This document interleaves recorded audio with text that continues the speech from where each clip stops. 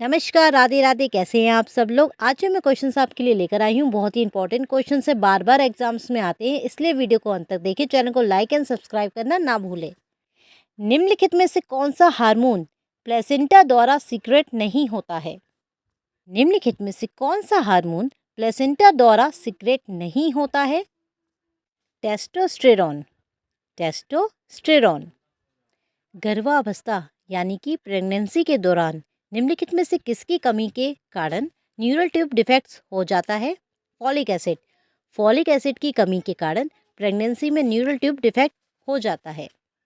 HCG की half life होती है 24 घंटे की। एचसीजी की हाफ लाइफ कितनी होती है? 24 घंटे की। ब्लड तथा यूरिन में एचसीजी की अधिकतम मात्रा पहुंच जाती है गर्भावस्था में 60 से 70 दिनों के बीच में। गर्भावस्था यानी प्रेगनेंसी में 60 से 70 दिनों के बीच में। गर्भावस्था यानी प्रेगनेंसी के दौरान कौन सी संरचना हार्मोन निर्माण के लिए शक्तिगृह यानी पावर हाउस के रूप में कार्य करती है? प्लेसेंटा। मानव में शुरुआती गर्भावस्था को मेंटेन रखती है corpus luteum. Corpus luteum.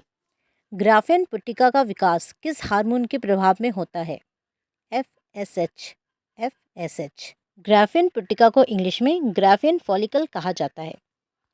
Follicle stimulating hormone FSH की सक्रियता को लगातार बनाए रखने के लिए किस हार्मोन की आवश्यकता होती है?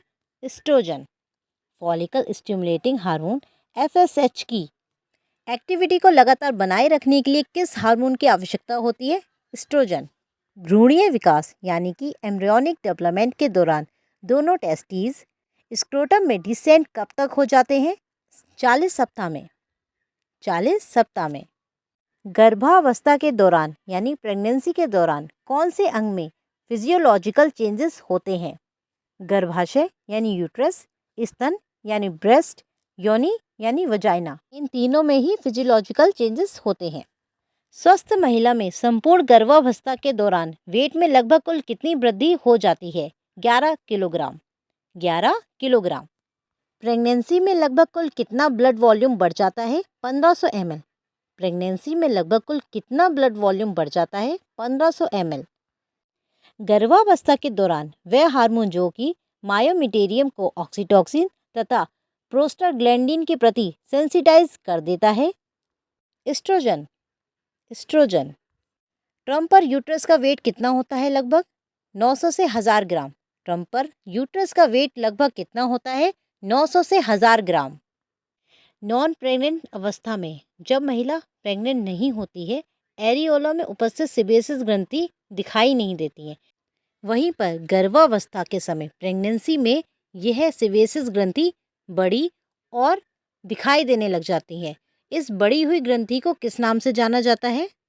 Montgomery tubercles. Montgomery tubercles.